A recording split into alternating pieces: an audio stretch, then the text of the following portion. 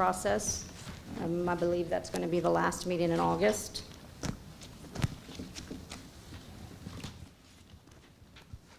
Before I go on to the next slide, does anybody have questions about that colorful document? Is the colorful document this one? Yes, ma'am.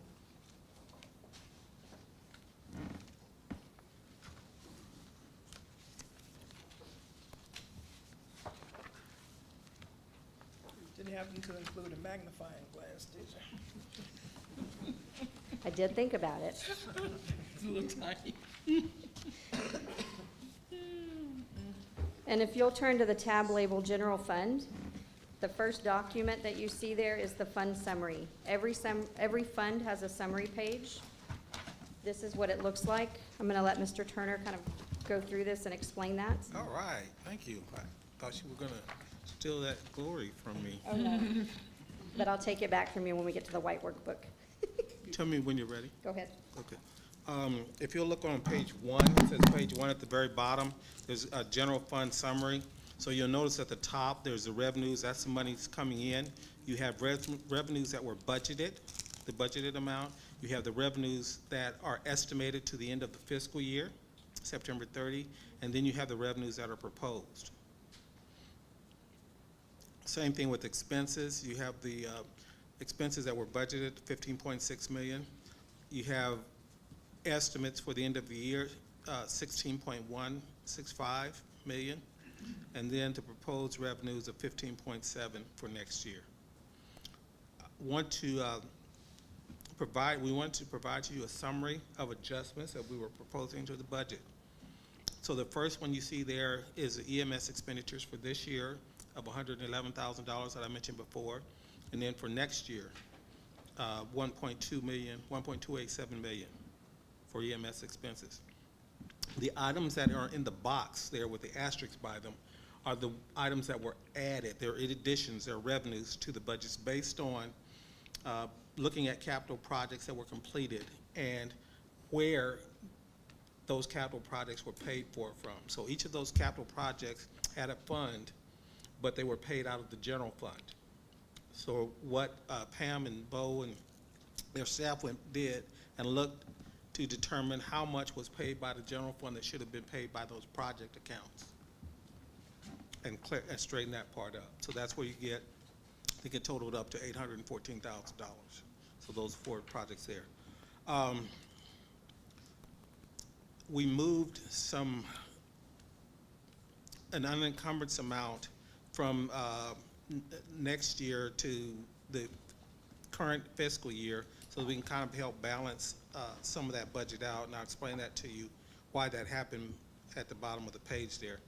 We did mention that we have, and that was $200,000, we did mention that we had a comp study of $50,000 for 24-25.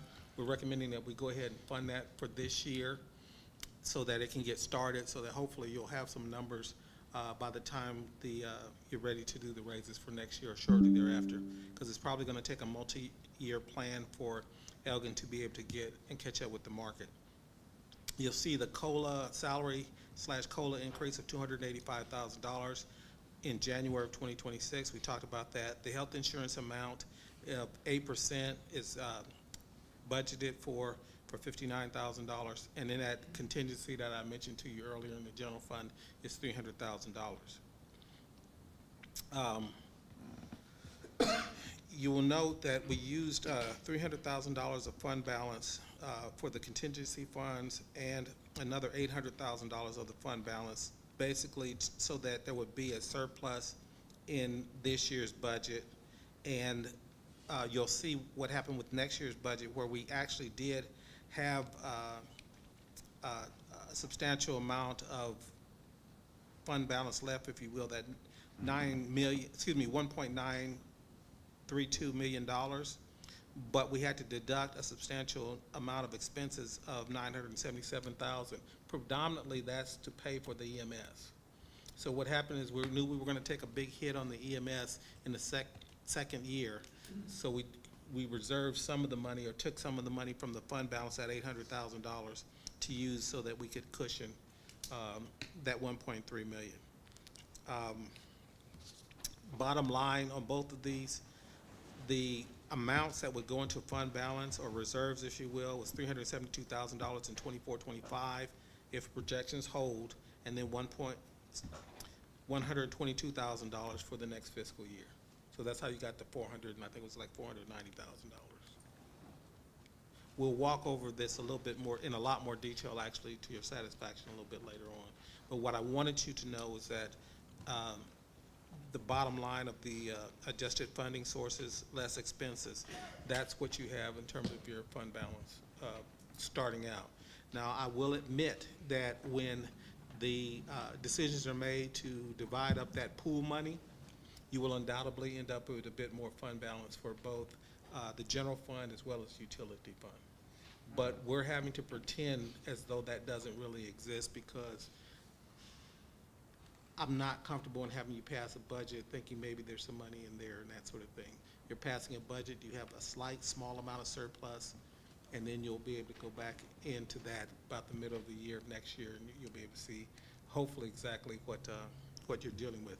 The other reason to leave that until that time is because then I'm hopeful that you will not only have a new city manager, but a finance director. And they can kind of divide that up, decide how they want to approach that, talk about that with council, because they're the ones that are going to have to live with it.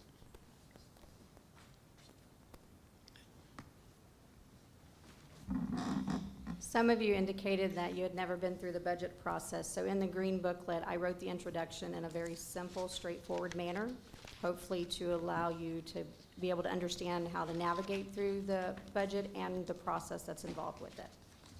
Now, if you'll look at your white binders, that's what we're calling our workbook. That binder includes all of the requests that were submitted by the departments and the divisions. Again, the table of contents will guide you through it.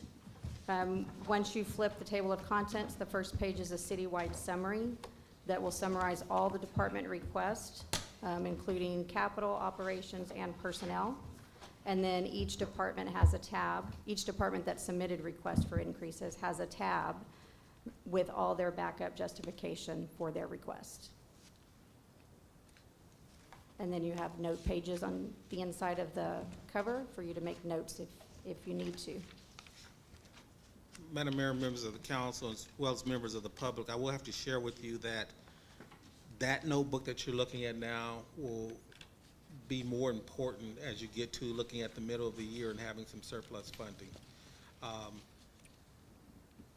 There are two purposes for that. One, for the departments to go through and look and see their needs and categorize it, which I'm sure they do to some degree every year. This memorializes it so that you can use it later on. And even next year when they do updates or that sort of thing, you can still reflect back on, and the staff can still reflect back on what they looked at this year.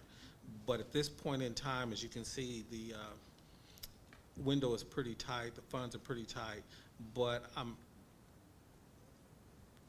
optimistically confident that in the March, July timeframe of 2026, you'll have identified some funding that will be available so that you can look at and sort through funding some of these items. Can I clarify this? Yes, ma'am. So, just line one, legislative council. So is that 5,000 under operations? Is that just what it is now, or? These are things that people hope to get. These are not in any of the budgeted numbers now. Okay, I think that's, so nothing. These are extras. Okay, everything on this list is extras. Everything in this book is extra. Yes, ma'am. Okay. You're absolutely right. And different people call it different things. I'm trying to, if it's not broke, don't fix it. So it's called a workbook, but these are extra items. These are not in the budgets anywhere.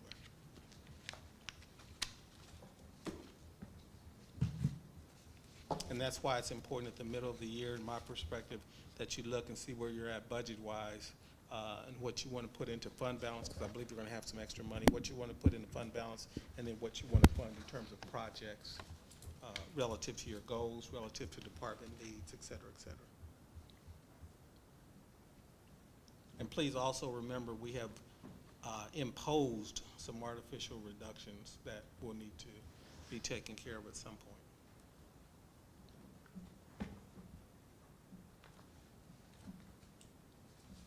Other questions on that? Okay, last but not least, the budget is available on our website as of now. The printed documents for viewing will be available at the library tomorrow morning, and department heads will receive their copies in the morning.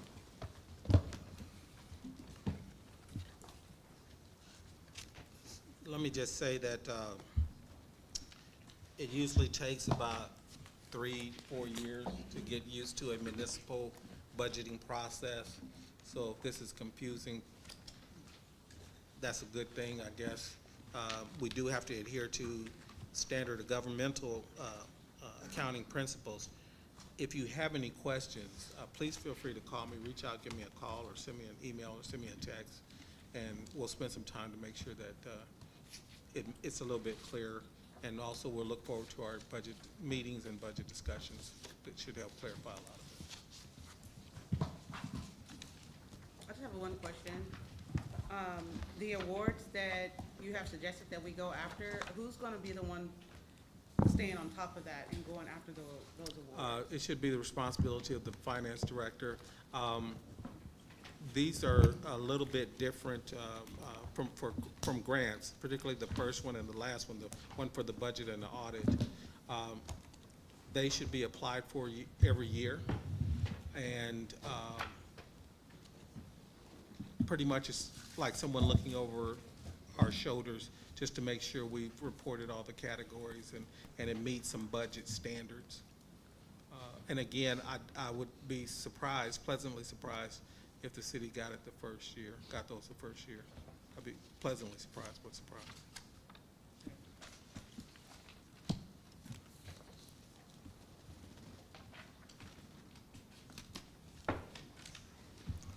All right, next we have our city manager's report.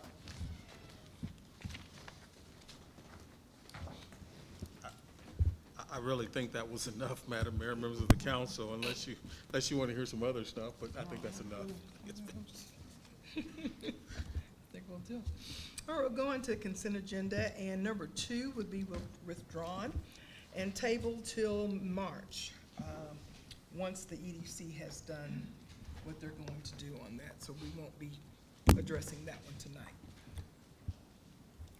But we do have the others.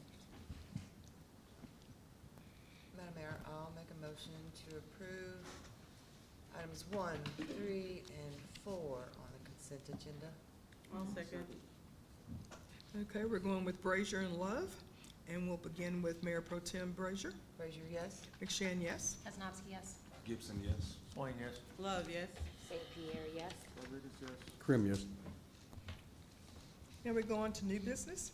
And the first one would be a resolution for the city of Elgin, Texas, authorizing the mayor to execute an agreement with Ward Getz and Associates in the amount of $5,106,400 for the design services of the wastewater treatment plant 2 project. And Mr. Perry? So council, a lot of our conversations about wastewater treatment plant have happened with the land acquisition. I will give you a rundown of where we are right now. City council has entered into 4 different development agreements with ETJ MUDs. As part of each of those 4 different agreements, they are basically looking for reservation capacity, which is what they need. When they have a MUD, it's a governmental entity that's able to issue debt, but they need to have a guarantee that they have a place to send their sewer for those entire developments as they issue debt, because they're issuing debt against the value of the development. City has entered into the 4 different agreements for wholesale wastewater, not unlike what you currently have at Elm Creek MUD, which has been there for quite some time. As part of each of the development agreements, one of the things that council was adamant against is that taxpayers were not going to pay for development. And so each of those agreements were done in such a way that the developers agreed that whatever type of wastewater flow they were going to generate, they were going to pay their pro rata share of whatever the total amount of wastewater the city decided to build the plant to. As you recall, we had a lot of different discussions. Would council approve just a plant that was only big enough to serve those 4 different developments, in which case really wouldn't have the ability to take on additional developments or work with, if it was an industrial or commercial, to take on additional people? Or would you oversize it, basically the city funding a portion of that, that would then allow the developers use some growth? If another developer came in, we would assume it would be the same agreement. We've established that baseline with everyone that has come into Elgin. It hasn't kept anybody necessarily away. We feel like it's a pretty fair deal. Council, we found a piece of property for wastewater treatment plant 2. We went out there, realtor set a price, moved on the property. We did receive from all 4 developers their pro rata share, again, based on the 3 MGD plant. Developers are about 1.87 MGD of that 3 MGD plant. So about 61% is being 100% paid for by the developers. That is all costs related to the plant: land acquisition, permitting, engineering design, and then ultimately construction of the plant itself. Land acquisition being it was a upfront pay. We couldn't make payments on the property. We basically paid for cash. The developers all put in that money in escrow. City closed on the property. Most of y'all read the newspaper article probably about a month ago on that. The city is already moving forward with the permitting for the wastewater treatment plant, because we know that'll be a long process that has to go out through the state. Those invoices that you guys are getting for the permitting, those are being turned around and sent to the developers as the invoices come in, because it's not an upfront payment, it's a pay-as-you-go, basically, as work is completed.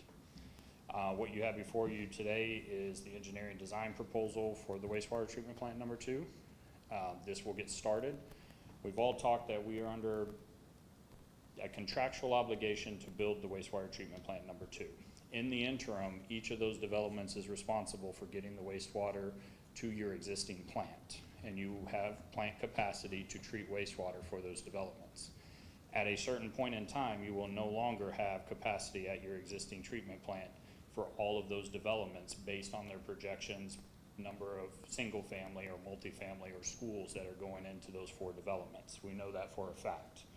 So in moving forward, like we've had those discussions before, you're talking about any 15 to 18 months to design. Assuming the permitting is going parallel with that, it's probably going to take that the same amount of time to get approved from the state to discharge. Then you're talking about another few years to actually do construction.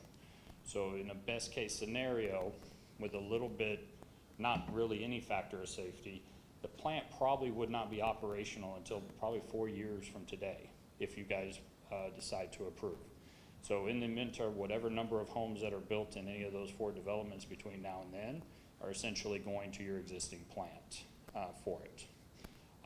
So we've talked about trying to move, step by step. We wanted to clear a few hurdles. Council made the decision what size plant you wanted to go into, which gave you additional capacity to work with other developers that do come online. We've had discussions about why this plant is chosen in that specific location and why we chose that piece of property to ultimately purchase for the plant, and how it services the needs for not only Elgin that is coming, but even the future Elgin, which will ultimately allow your existing plant to have more capacity if and when development starts coming back towards, if it's FM 1704 or 95 South, in those general directions. So before you is basically an engineering proposal to get started on the actual engineering design. This will be paid, that 61% pro rata share from the developers. It'll be paid on a month-to-month basis. Essentially, the city will get invoiced, and they will turn around and invoice those invoices to the developers. All of those developments are under progress right now, meaning the city still has developmental control over each of those developments per the development agreement. If there were a reason for non-payment, the city still has control over those developments to basically shut them down, not accept infrastructure, not accept connections, to make sure that the MUDs are living up to their part of the bargain and that they are paying their pro rata share as this project moves forward. That was a lot, so I am open for questions.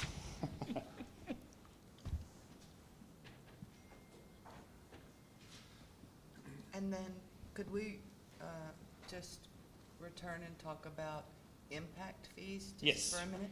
So, going to the city's portion, so roughly if you do the math, plus or minus around $2 million for the engineering design, right now today would be the city's portion coming out of the taxpayer funds. Impact fees are something the city collects. If you recall, 2024, we did an impact fee study, we raised them. I think sewer went from somewhere around 3,000 per connection to like 5,800 a connection, all looking forward to this treatment plant. It's been on the impact fee studies for many, many years.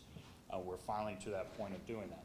Every single home or LUE that connects to the city's sewer, they're responsible to pay their pro rata share of what all the taxpayers paid to originally put that infrastructure in the ground. It basically brings them up to date with everyone else in layman's terms. So the city not only has been collecting those for the last decade, and even when we have all of this increased housing that's come in, you will continue every single house that is built from today and on forward, continue to collect those impact fees. And talking to city staff, worst case scenario, if you had to put the $2 million on the table out of your impact fees today, you have that today. That doesn't count all of, none of us think that they're gonna stop building homes tomorrow in the city. So you will continue to collect that, and that is available.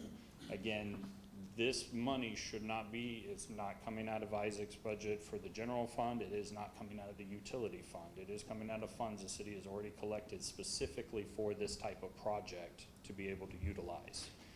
Impact fees can only be utilized for brand new infrastructure or upgrades, upsizing of existing infrastructure in order to provide additional services ultimately to additional citizens. It cannot be used to pay the general fund or pay the utility fund projects or operations. And so this money has been earmarked and has been collected specific. And we'll have a lot of those. On the consent agenda, you just saw the upsizing of wastewater line from a 12-inch to a 24-inch. The city's using impact fees to pay that pro rata share. Basically just the cost to go from a 12-inch line to a 24-inch, and you're just paying for the pipe size, not the entirety of the project. That all goes into the master plans that we've been laying out on the infrastructure for the west side of town. And then in the cases where we have things more to the east, we use the same principles there. Thank you.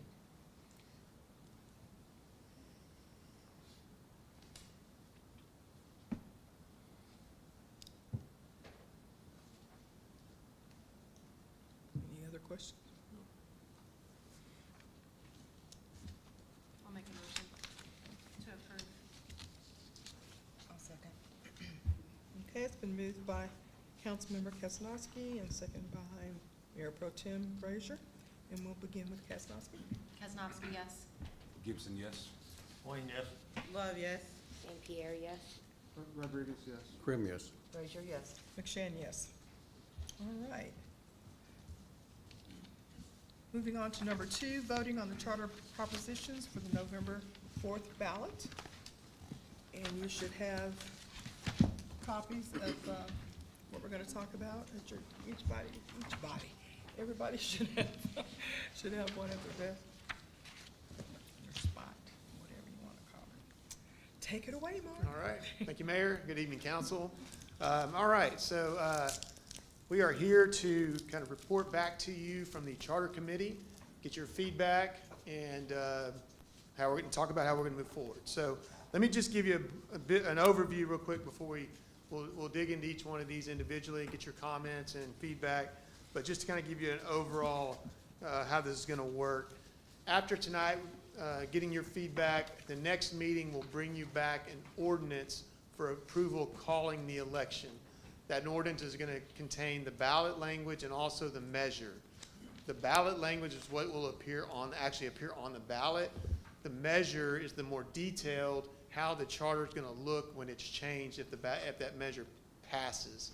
Okay, and so someone who wants to know can, if you just look at the ballot language, it may not give you the detail you need, but you can go to that ordinance, which is going to be published in the paper multiple times on your website. So that's how citizens are going to be able to get more information about what they're actually voting for.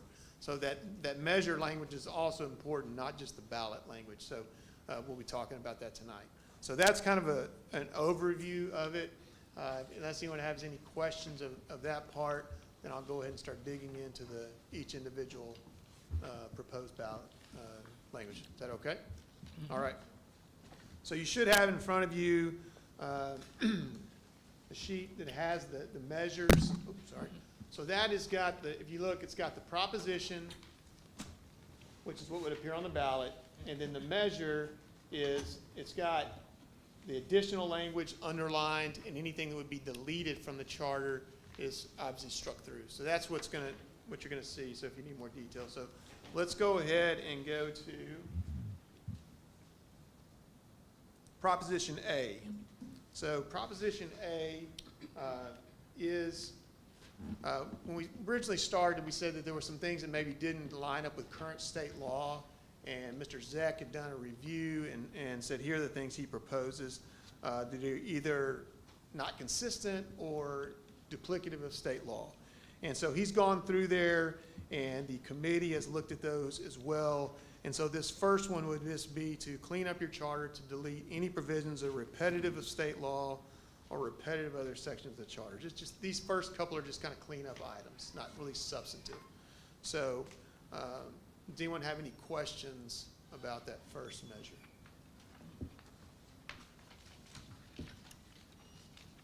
Okay, I don't see any questions. Is everybody good with coming back to you with an ordinance with this measure contained in it? Any objections to that? Okay. All right, let's go to Proposition B. And so again, this is kind of a cleanup item. This suggests amendments to the charter to ensure compliance with state law. This is more things that directly conflict with current state law. Again, these are the things that Mr. Zeck went through, reviewed, and recommended changes. The committee also approved those recommended changes, so those are coming to you as part of this Proposition B. Any questions on that?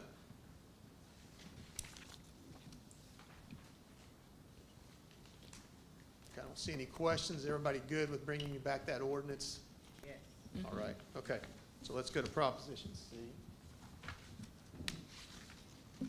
Okay, so this is an amendment to the City of Elgin Charter to provide for greater clarity to the intent and to simplify the language for ease of understanding and eligibility as to file for office. There was a little bit of ambiguity on whether you needed to actually live in your ward that you were running for. And I think the city has always treated that as that you have to live in the ward, but this is just clarifying that language to make it black and white clear that you have to live in the ward that you're running for. So that's what this language does. Any questions on that? I have a question, Mark. Sure. Is it, I don't know if it's best practice to say how you prove that you're living somewhere for 12 months? That gets into some residency requirements that really tie in with state law. Okay. And so we have that additional looking at where you're domiciled and resident reside. So, Okay, so like if somebody wanted to say, well, you haven't lived here, it would follow state law, we don't have to include what constitutes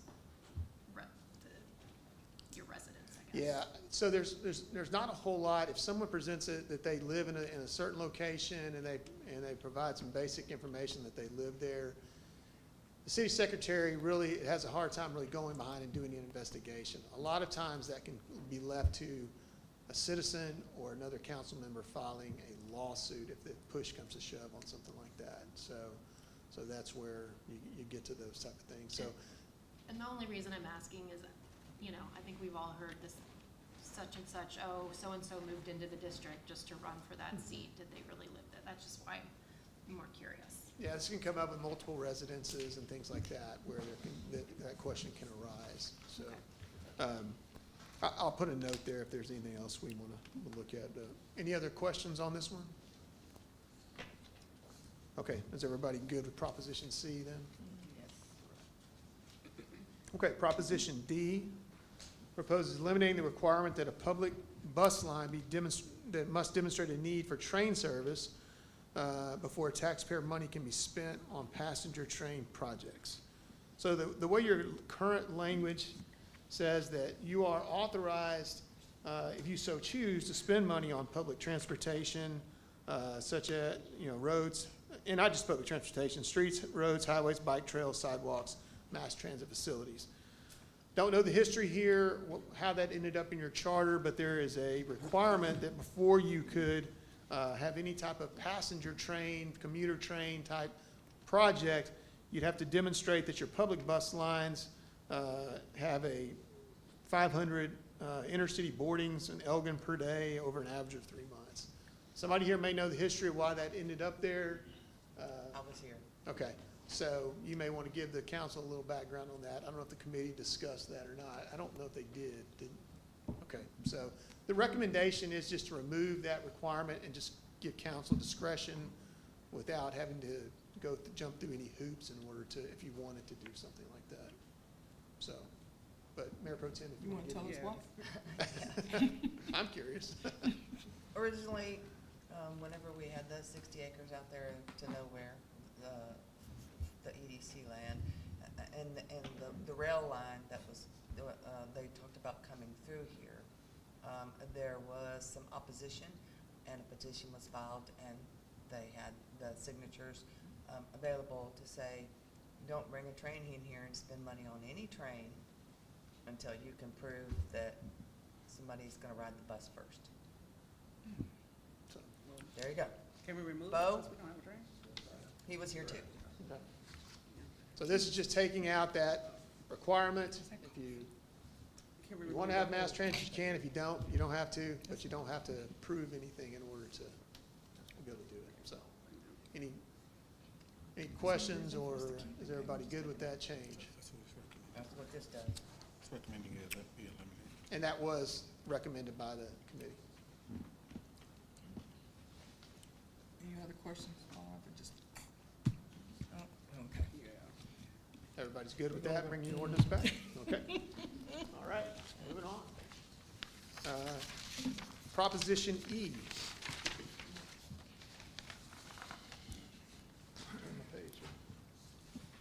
Okay, this is an amendment to the city charter, changing the city council and mayor's terms of office from 2 years to 4 years, and limiting the total terms served to 4 terms. So this is extending the terms to 4 years and also including a term limit of no more than 4 terms.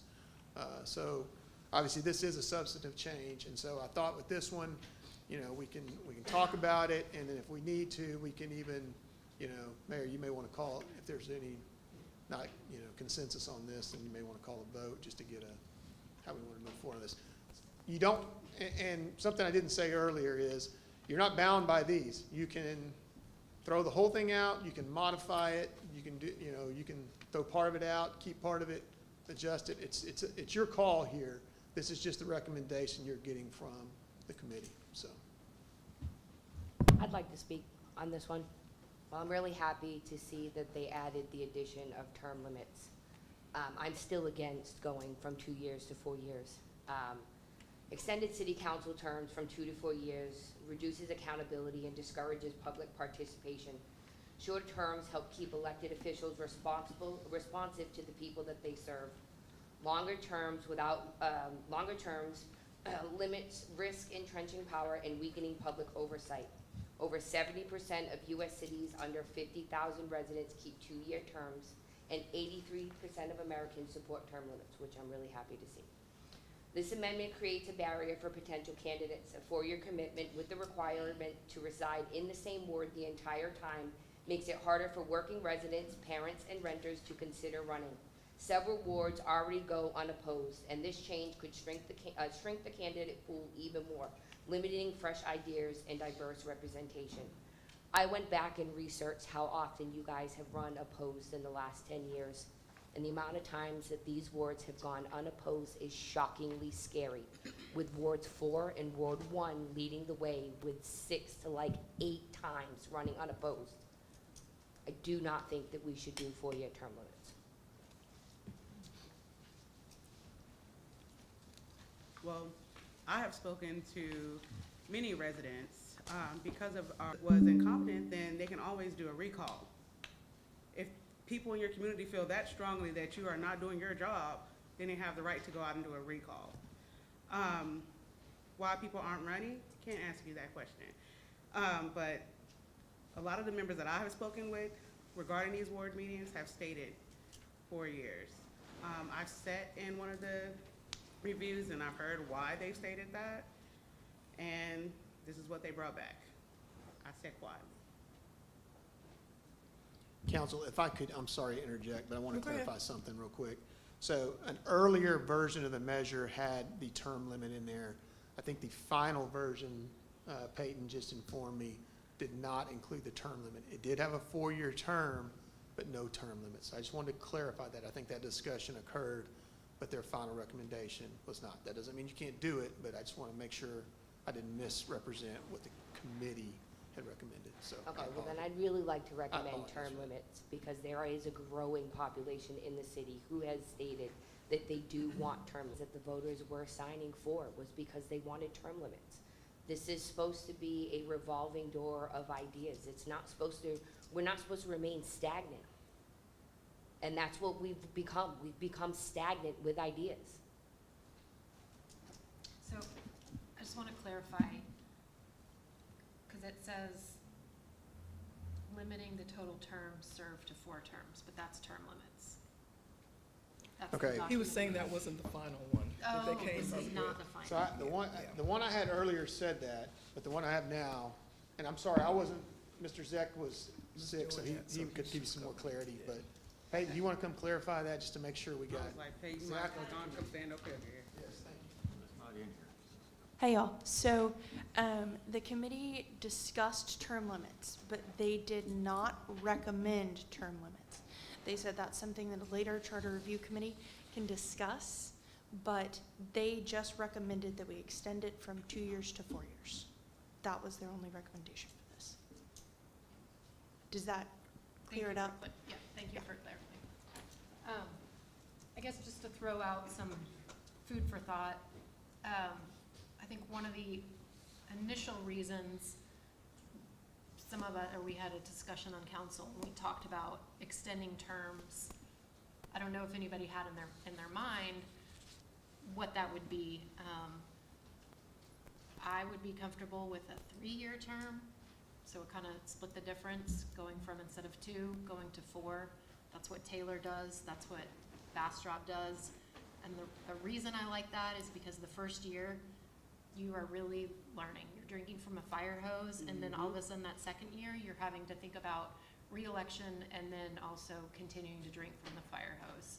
So I feel like a 3-year term would allow you to get your feet a little bit more stable, do the work before having to think about running again. Sure, and I do understand the sentiment. I appreciate that as being somebody who is new to the city council.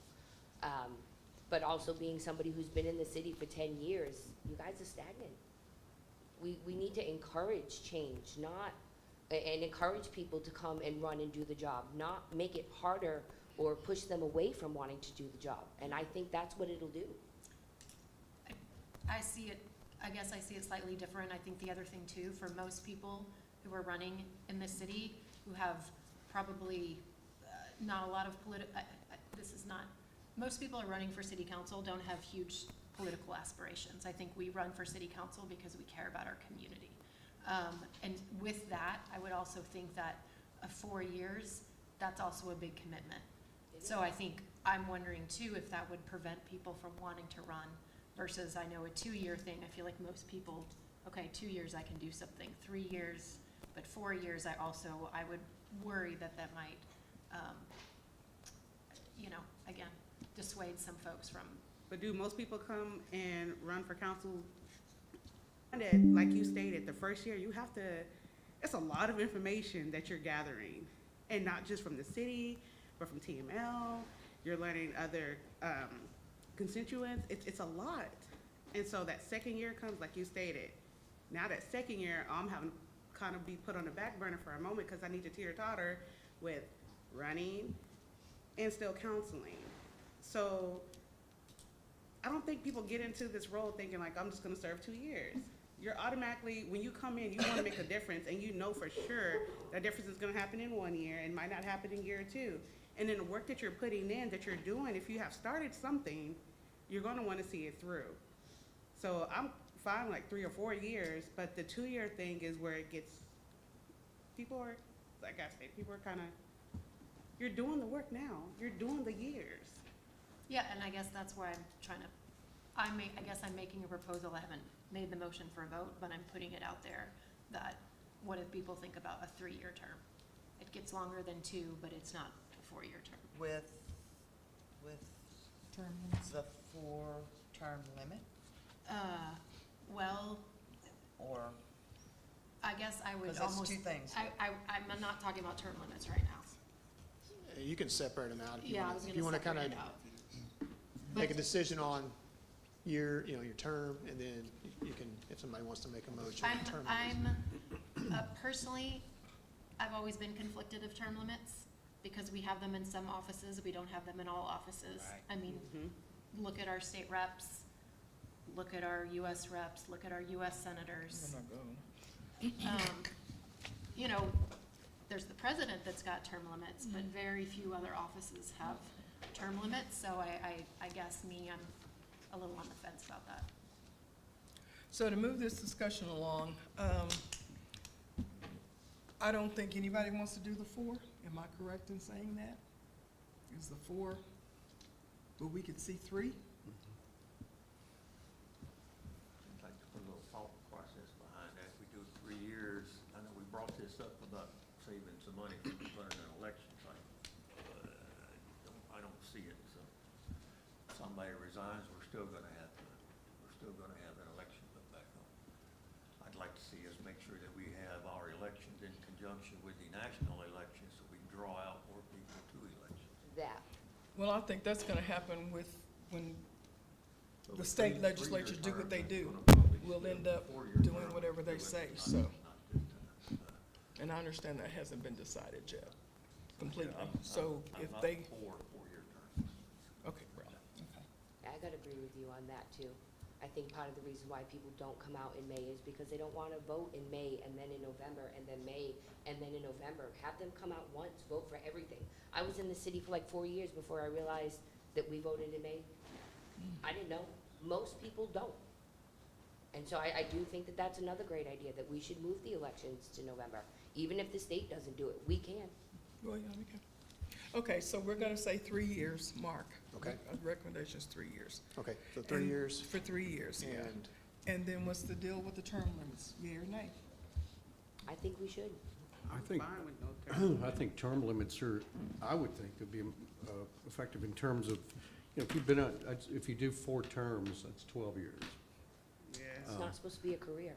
Well, that and it gives you, I would say That's what that I there's a said, that's 12 stipulation, years. you're 12 years and then you have to be off the council for 1 term before you could reapply. So if you're that committed, take a break, come back, but I'd say a 4-year term, 4-term limit, yeah.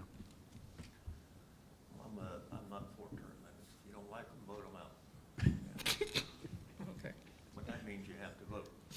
well now, Therefore goes the, And it's shocking how little voters come out for our elections. I mean, 2,500 people in Ward 3, and we were decided with 140 votes. That's scary. yeah. But we only had 6% countywide. I know, Yeah, that's scary. that's what I'm saying. That's scary. I don't think that's anything It's a that's national trend, unique yeah. to Elgin. Yeah. yeah, it's, As But a it was in country- Bastrop as well. As a country, we Right. have a lack of voter turnout for all important issues. And as an engaged citizen, it's our responsibility to be able to make a decision, to go seek the information, and then decide whether or not we want to vote. The information is out there for anybody who chooses to seek it out. I don't have a problem with or against term limits. I could care less either way. But I do think that it's important for us to understand that we shouldn't be making a decision just because some people, for whatever personal reason they have chosen not to exercise their constitutional right.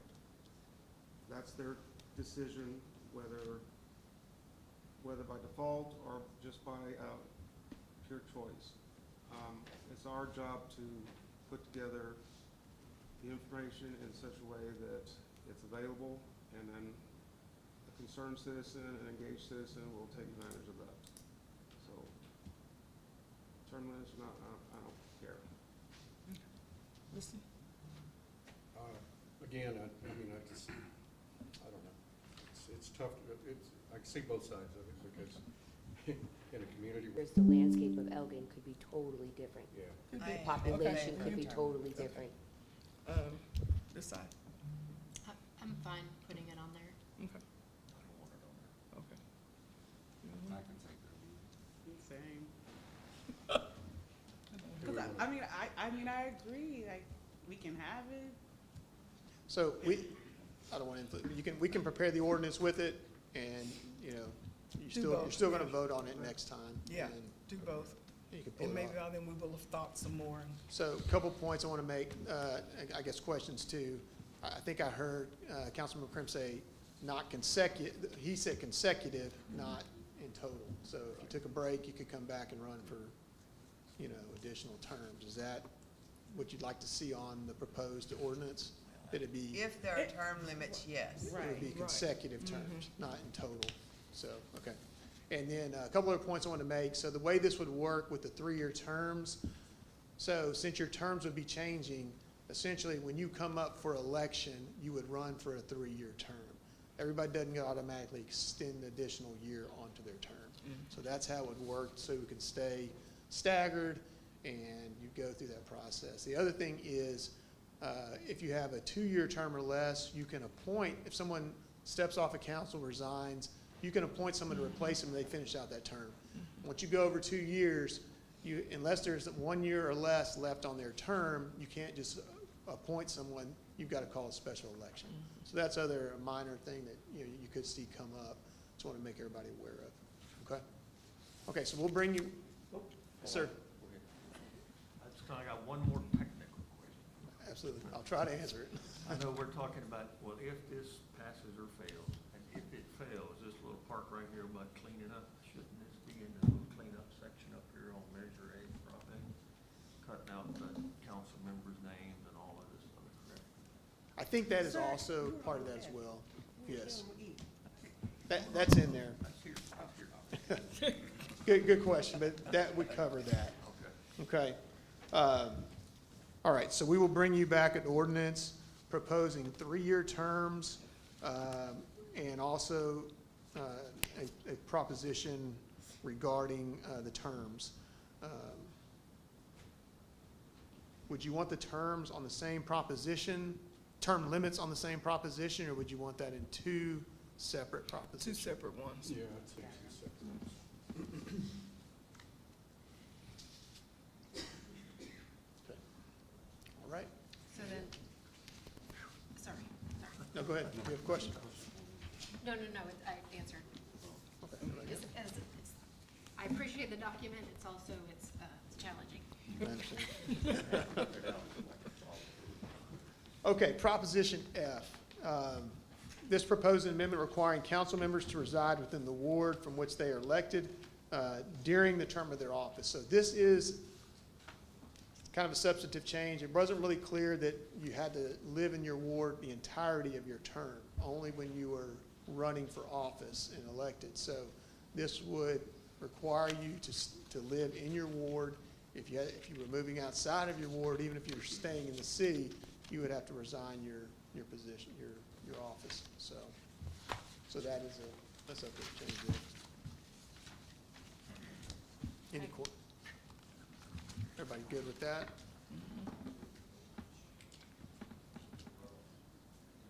That's a good question. That's a good question. I will bring you back an answer on that, because I know that does come up occasionally where a ward line, you could get redistricted out of your ward.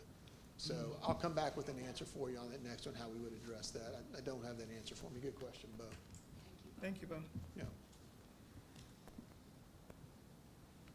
Proposition G is suggests changing the number of unexcused meeting absences resulting in the forfeiture of office from 3 consecutive to 2. So that I think you're currently at 3, and these are consecutive. No, I'm sorry, not from 3 to 2. So this would drop down the number of unexcused absences. One thing I think we talked about, Mr. Zek and I, is that you really don't have a policy on what an unexcused absence is that I'm aware of. So I don't suggest you put that into the charter, but we maybe look at a policy to define what an unexcused absence is or is not. But anyway, so with that, We have voted yes and we have voted no whenever we're approved. no, I understand you vote, you have a vote, but you really don't have criteria for what is it, if, Do you know if this has ever been used? Here? Yes. We kick somebody out for Yes. recently, a long time? I was on council. there you go. I don't like that. But yeah, it did happen. Think, before you vote Not here. naming names, we'll talk after. It doesn't matter to me, but we're pretty flexible on this, given if we know about it. Yeah, but that person just quit coming. All righty. I guess we're through with that one. Everybody good with that? Mm-hmm. Okay, all right, I'll bring that to you. Proposition H, this requires the mayor and council members to recuse themselves from voting on an item where they have a conflict of interest under state law. So the key here is under state law. Your current charter really doesn't define what a conflict of interest is. And so that, you don't want that to be subjective, you want that to be clear. State law provides a definition of what conflict of interest is. Most cities, go to the state law requirement there. They don't try to, you can't lessen that, but you could make it more, onerous, I guess. But in the end, you really need to be clear. And so this would just line it up with state law. So, I didn't care if it was in there, but I thought it was kind of redundant. You first came in, you signed that nepotism and the conflict of interest thing, taking bribes and all that. You put your name on it before you even start office. and this goes more to if there was something in front of the council, where you have a business that has, a contract in front of the council or something like, or a family member type thing, that's kind of where this comes up, and whether or not you need to recuse yourself and disclose. I do So- appreciate clarifying that it's under state law. Mm-hmm. So we can always refer to that. Yeah. Okay, everybody That's good with good. that? Mm-hmm. Proposition I, this proposes an amendment requiring the city manager to be evaluated annually. Mm-hmm.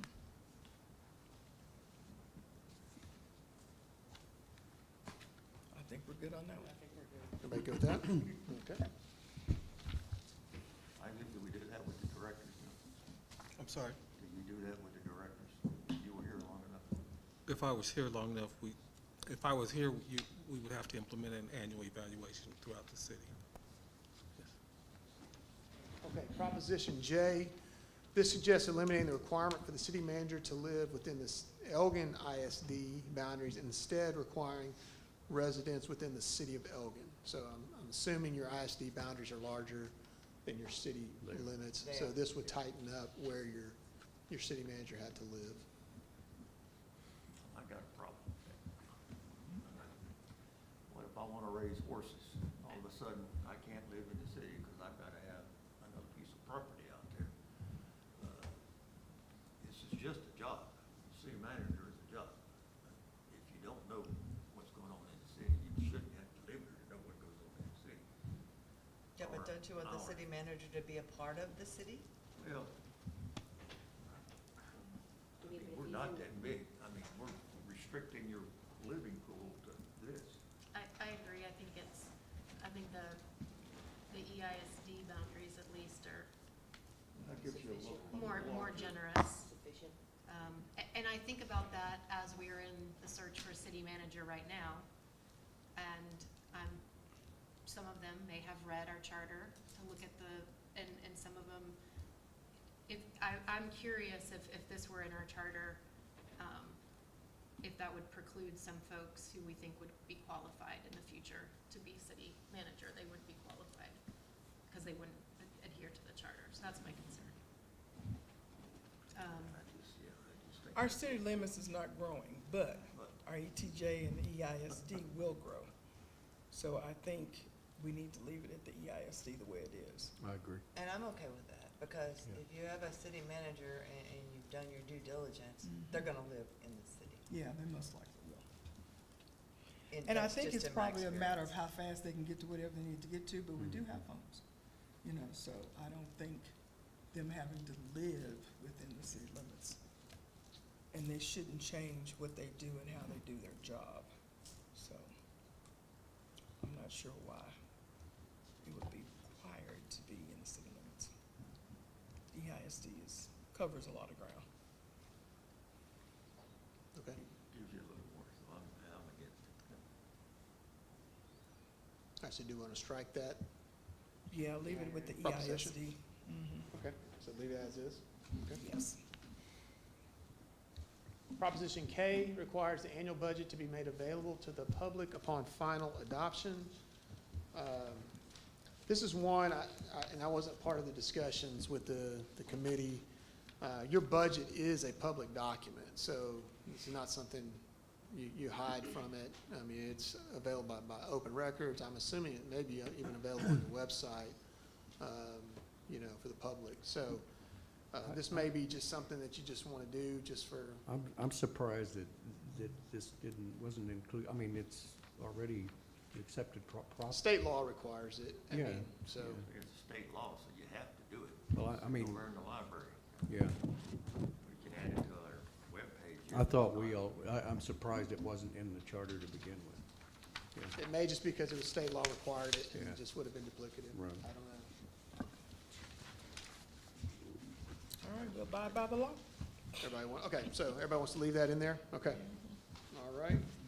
Okay, Proposition L proposes changing the deadline for submitting the annual budget to the city council from 45 days to 60 days before the end of fiscal year. So this just gives the council, staff's got to, manager's got to get that to you. It's 60 days instead of 45 days. I'll let Mr. Turner speak to that if that's, how that policy could. Obviously, it can be done.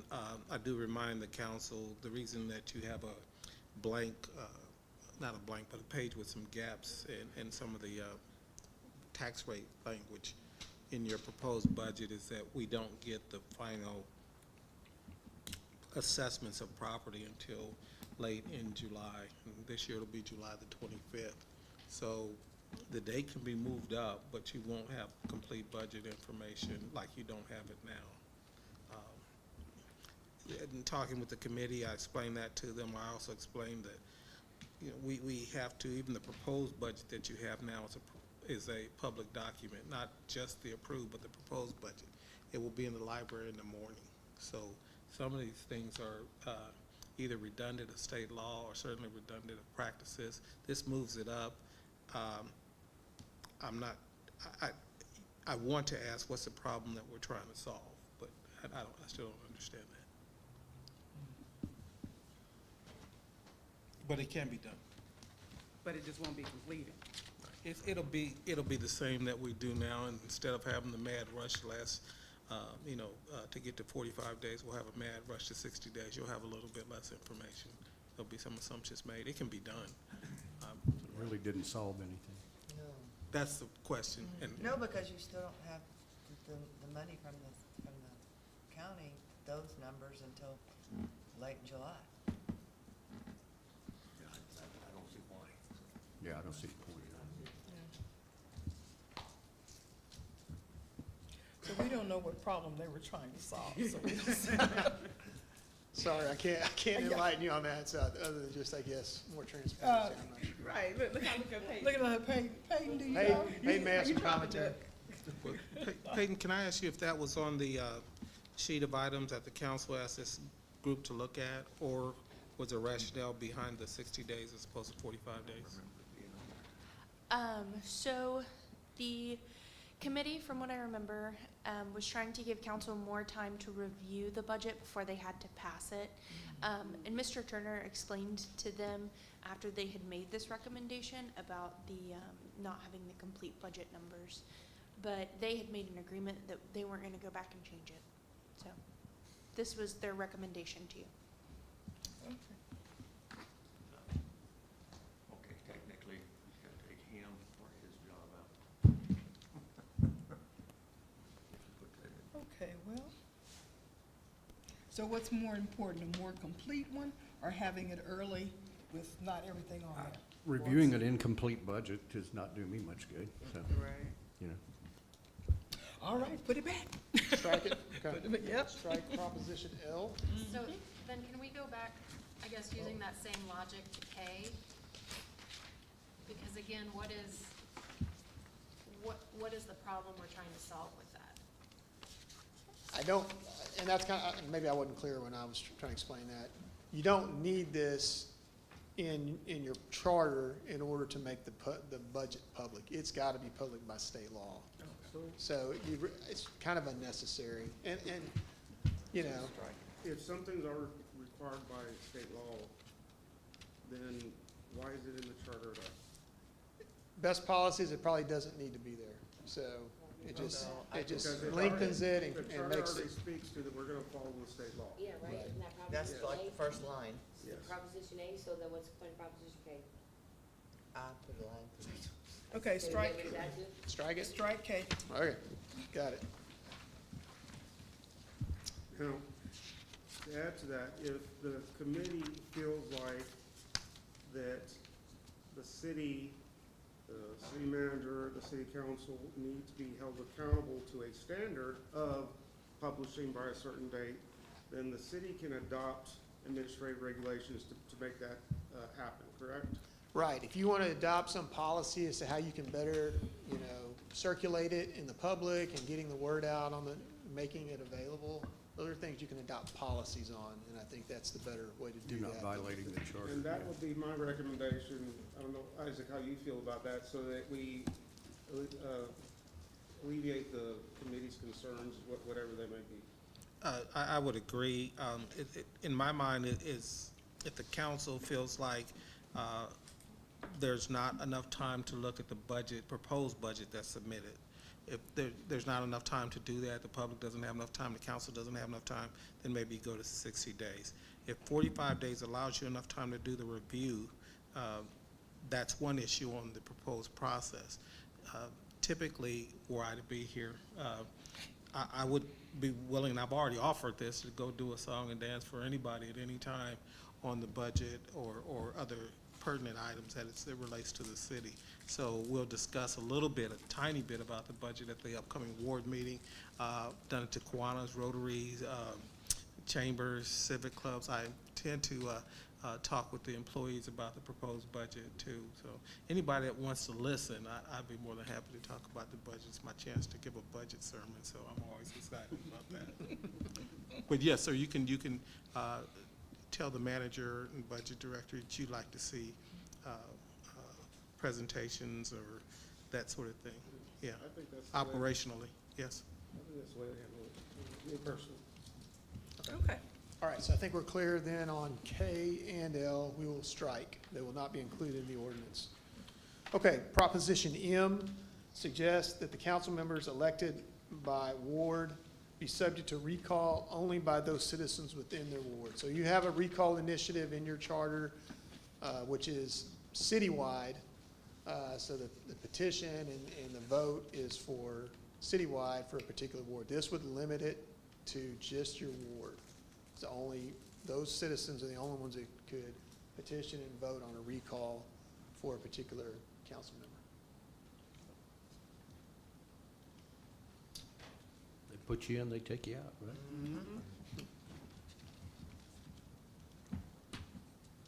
Yes, I Good? agree. Okay, all right, let's go with that. I believe our last one here. Okay, this requires the city secretary to issue appropriate blanks to a recall initiative or referendum petitioners committee within 3 business days after the affidavit is filed. Your current charter says it's immediate. So that means if someone walks in with a petition and Peyton's at 2 o'clock in the afternoon and she's in the middle of something in a meeting, I want my blanks, which the blanks are the petition forms that they circulate.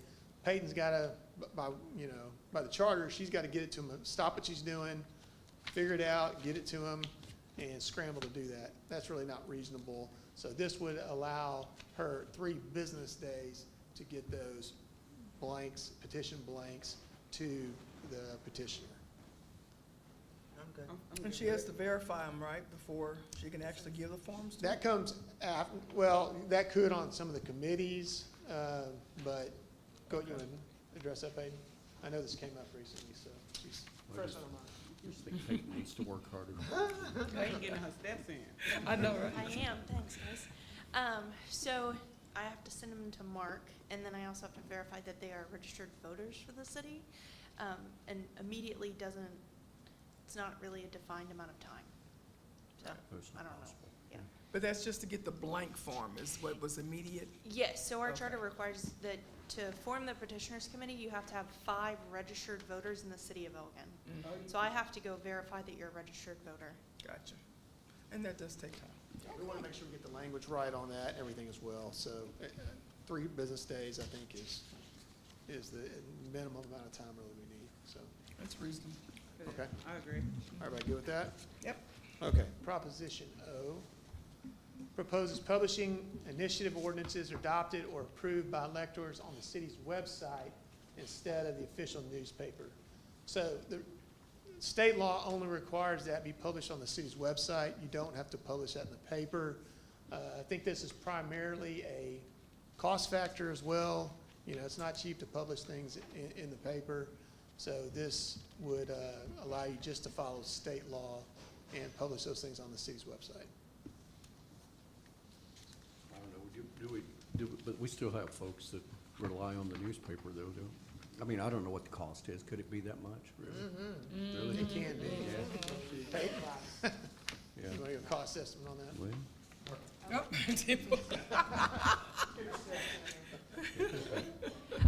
It can be anywhere from a couple $100 to, so like $200 to $800. I think our ones for the election are about 800 or 900. All righty. What is the, you said the state law requires the website, not the paper anymore? Yeah, on these certain types of initiatives, there are certain things you do have to publish in the paper. Like these charter, we're going to have to publish those in the paper. That's required by state oh, law. okay, that's where I misunderstood. Yeah, so this just lines it up on the initiative, ordinance initiative. So if someone wants to initiate an ordinance to bring it to, I think you had that with the marijuana one not that long ago. That was kind of initiative. You wouldn't have to publish it in the paper. You could just do it on your city website. Okay. Everybody good with that? Okay. All right, Proposition P. So this is just another kind of cleanup item. This is just to amend the charter to provide for gender neutrality. It wouldn't be he or she, it would be gender neutral terms. You didn't actually have that many of them that were gender specific, so. But that's all addressed and for more stricter laws, right? I mean, It's just more modern, you know, the law has gone away from executor and executrix and language that is, you know, either, Everywhere in the charter it says he. right, He, Oh, I his, see he, what you're his, saying. he, his. yeah. He dominated. So it's just, most charters are just cleaned up to just, yeah.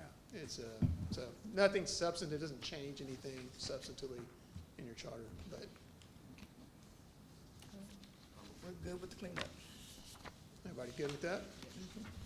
All right, I think that's what I got. Any other questions? Okay, so just as a reminder, we'll be bringing you back a proposed ordinance. We'll have the ballot language and the measures in it at the next meeting. I think we've got a pretty clear idea where the council is, but you'll still have a chance to discuss and modify that ordinance, but we will need to get a final version, I think, at the next meeting. Is that right? On the August 5th. So we got a little time to tweak it if we need to, but we need to get it published and all that as well. So, okay? All right. Thank you, council. Thank you. It is 8:03, I'm sorry, and we are going into executive session. We may discuss Chapter 551 of Texas Government Code to discuss any matter specifically listed on the agenda and/or as permitted by Chapter 555 of Texas Government Code. Number 1, Section 551.0074, Texas Government Code to discuss interim city manager assignments and duties. Number 2 is in accordance with Chapter 551 of Texas Government Code. The council will convene into executive session pursuant to Section 551.074, personnel matters, and discuss executive recruitment of city manager.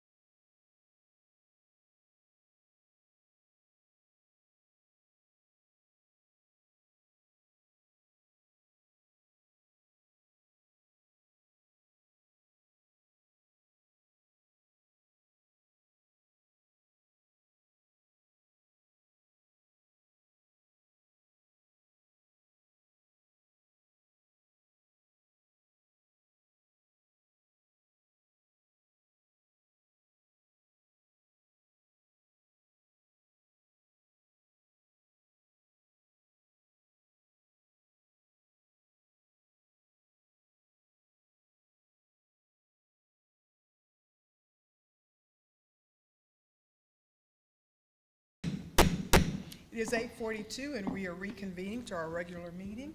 There is no action taken in executive session, and if we have nothing else, Just the last announcement for Saturday. for Saturday, people to come out to our all ward meeting, 9 a.m.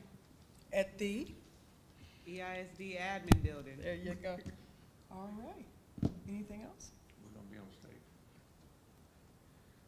stage. It's 8:42, and we are adjourned.